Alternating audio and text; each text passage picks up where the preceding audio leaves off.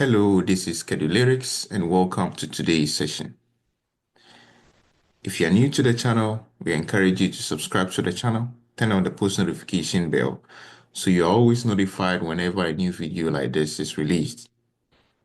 This is the second in the series where we're trying to generate a Forex plot as a meta-analysis of the effect of intermittent fasting on the weight of type 2 diabetics. If you've not watched the previous video on how we can extract the data from the two identified articles that were used as samples for the purpose of demonstration, you may want to go back to the channel and watch that video tabbed Meta-analysis, Extracting Data, so as you can be able to follow up to this point. Now, in today's video, we're going to use the R platform to be able to generate that figure in that previous video. And so we have to load our data. And so I click on this and then I import my data. And so this is the data set.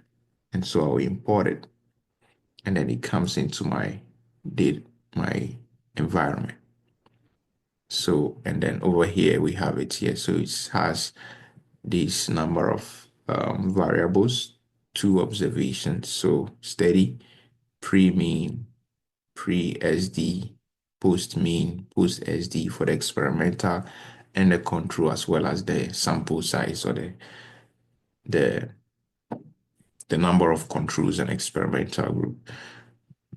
Now, if you want to know how this is generated, as I mentioned earlier in the video, you may want to go to the other video to be able to abreast yourself with it. Now, to be able to run meta-analysis in R, you need to install this package.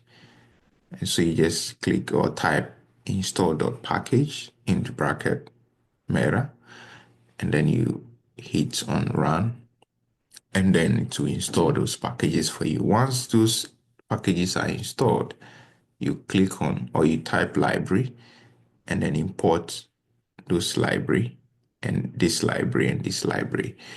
Going to help us to be able to generate this Forex plot. I have already installed these packages and that is why I'm not running them. But if this is the first time you are doing so, you are highly recommended to install these packages. Now, this line of code is ascribing this data that we've just imported to this variable called data. So I'm starting this with small d. So data equals that. So when I run this line of code, you can see it has generated another data frame called data. And then it has sent this data here. So as much as possible, I'm not going to be working on the original data, but this new data frame.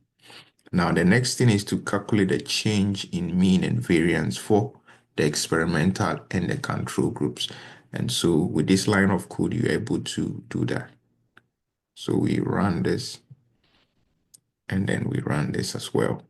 And then we run that for the control as well. Then the second step is to calculate the mean difference in the changes between the groups and their corresponding variances. And this line of code does that. And so we just run them, and run them. Now we're going to generate the meta-analysis object or the model that would be able to tell us the effect of the change in the weight between the experimental pre-post and the control pre-post. And so this line of code will be able to do that. Now over here, we have common and random effects. Yeah, in a subsequent video, we're going to mention the 2 assumptions that would inform one to be able to select either a common effect or a random effect. And so we keep watching out for that video on this particular channel. And so once we maintain this line of code as true, it's going to plot both the common effects and then the random effect. So we can just want to run just the random effect. So we type false for that. And here we can leave here as true or false. Once this is false, it will not generate this.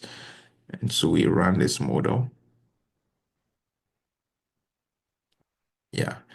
So it has been run here, generating a list of 147 variables or a list of that. And then now we generate our Forex plot. So we just click on run with this line of code, Forex plot, and then we just click on run. And down here we have our Forex plots generated. And so um, let's take a look at the Forex plot that has been generated. And so over here we have the steadies and then the random effects. And then it gives us the heterogeneity value, which is the I squared, which is 0. Generally, there's very little heterogeneity between the studies, and this is not statistically significant. So we don't have any issue of heterogeneity where we'll have to maybe run a moderation analysis or a stratified analysis. And so over here, this is in favor of the experimental or the intermittent fasting, while this is in favor of the control. So what this basically is telling us is that overall, the effect of intermittent fasting on the weight is that there's a reduction in 4.94 kilogram weight in the experimental group compared to the control. And then the individual studies reported, for the first study, it reported a change of, or a mean difference of what, 8.5, and the other reported 1.5. But collectively, as a pooled effect, we're looking at this value. So that is how a figure like this, which is a Forex plot meta-analysis, can be generated. And basically, the interpretation can equally be made in or using the R platform.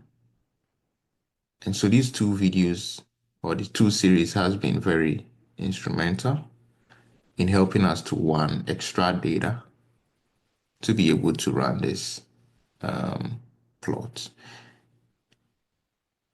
If you find content such as this useful, as usual, we encourage you to subscribe to the channel, turn on the post notification bell so you are always notified whenever a new video like this is released. Until we meet again on our next one, this has been Kedi Lyrics, and it's a bye.